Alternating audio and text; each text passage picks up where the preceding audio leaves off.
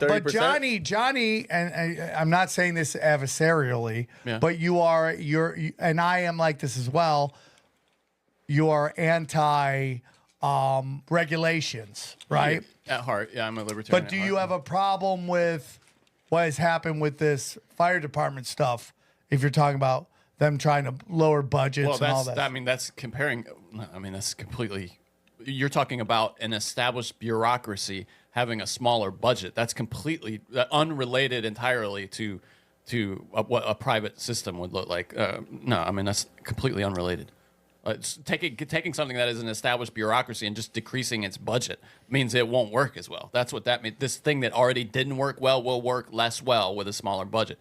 I mean, what you're talking about, what ideally would be a ground up overhaul of the entire system, which would, I mean, that's completely different. I mean, you're telling me these people in the Palisades would have had the best fire department on the fucking planet if it was a private system like that. These are some of the wealthiest people in the world. They would have the best. None of this would have happened if it was that case. Now you can talk about the other fires, maybe something maybe different, but no, that's unrelated completely. What are your thoughts, Bridget? About the private fires? Private fire departments? I don't know where you stand because you put the defund the IRS, which I love. But where do you stand on big government, small government? Oh, God. I mean, California is such a good example. I just interviewed this guy actually today, Jared Klickstein. I think I'm saying that right. We love him, He's my good friend. Okay, so you know him. So he talks all about how this is such an example of like big government constantly failing the people. I think California is a great sample size of the government being too big and useless.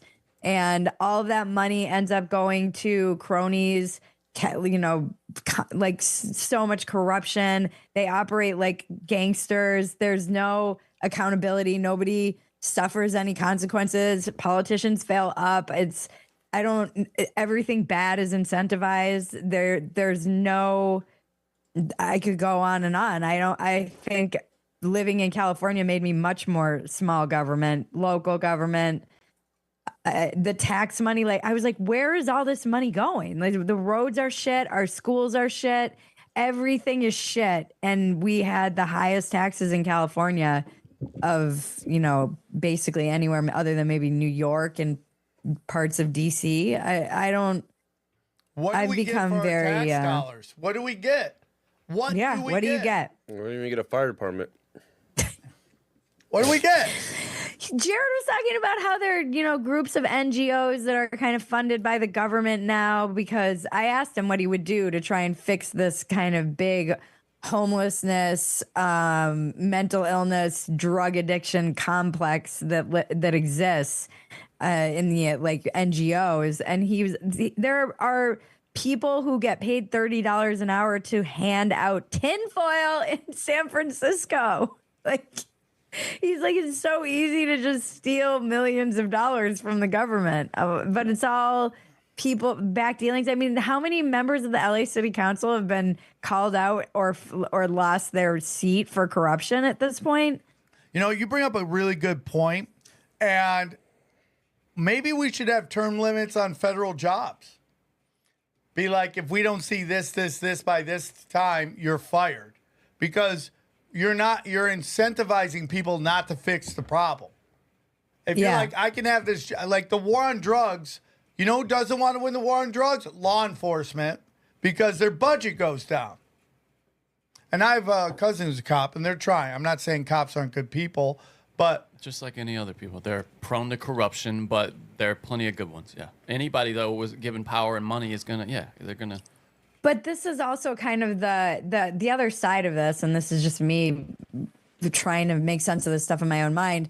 We talked about the sober livings, which are private and pretty much unregulated. And we lived across the street from one in Los Angeles when we were there, and it was just people literally dying, and every day there was an ambulance there. So they become these kind of drug dens because the incentives are so bad, and then I think it's, I don't know. I also feel the same way about private prisons. Like, you kind of need this steady stream of prisoners to keep the prisons open. But I mean, did one of you have a? Well, where are they getting their money from, though? The halfway houses, most of those are people that are there in lieu of Insurance. being in jail. Yeah, and insurance, yes, of course.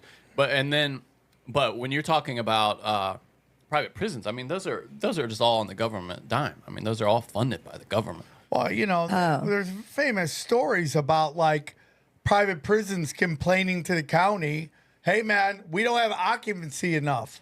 Crank it up." Yeah. And then, you know, John Oliver, for as much garbage as he became, like there was a time he was doing good work, you know, and he was talking about how like these privatized prisons, to get like investors to invest in them, almost like shares. They brag about they have they have a revisit. I don't know what the word it is. A reincarnation. Said that word wrong. Rate of like 75 to 80%, meaning that people go in there. There's an 80% chance they're coming back. But there's this video of this guy that bailed some guy out, and the guy was mad he got bailed out because it was the winter and he wanted to be in there because he's homeless. Oh, yeah, it's a YouTube thing now. They bail out people. And the guy was all mad. He's like, yeah, it's going to be cool. I got nowhere to go now. And I don't know how real it was, but I was like, I'm sure there's some people that do it. Like, yo, it's my time to go in. Like, right now, I want to sober up. I'm literally down. Like, I don't fucking know. Recidivism. Well, that's the only place they can get sober, because they don't have when this is another thing that came up with Jared, where they made this bill where that basically, in order to get the federal funding for the housing, they had to get rid of the requirement to be sober. This was a Gavin Newsom thing. Oh my God. It's SB 130. I can't remember the bill.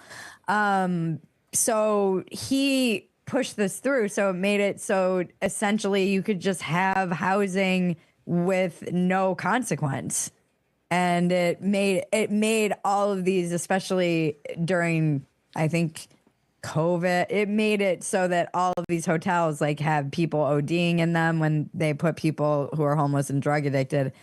Now they're just alone doing drugs in a house that's funded by the state. Yeah, and we have the VA down here has a place for homeless veterans that sits empty while there is a tent city in front of it, because those people refuse the drug test. They'd rather live out front and do their drugs and then go get, you know, the services that are offered there. But there's plenty of housing because the restrictions are, most people won't agree to those, because say what you will, homeless people, they don't like living under restrictions, you know what I mean? And they like living outside. Yeah. Well, they don't want to give up their weapons, and they don't want to give up their drugs, and they don't want to, have to go be sober. Do you think this changes LA anyway? Obviously the homeless problem is going to get worse because less people with homes, but do you think anything's going to change? Most of these people aren't going to be on the street. Most of these people that lost their house, thoughts go out to them. They're not becoming homeless. You're not like, I went from the Pacific Palisades to blowing dudes behind dumpsters to fucking survive. So do you think it'll change anything in LA? Like, you think anything other than them filling up the wells, probably? Yeah, we talked about it in the last episode, right? I think that the people who were directly affected, like lost their homes, and maybe the families of those people might vote differently. It's the Adam Carolla thing, when they realize it's going to take them 3 years before the first stone is laid on reconstruction. Because under the best of times, this bureaucracy makes it difficult for somebody to build something here. With the burden that's going to be thousands of new homes being built at the same time, it's going to be a nightmare. 10,000? Nightmare. Yeah. So, yeah, those people, I could see them voting differently. Is that enough? No, it won't be enough.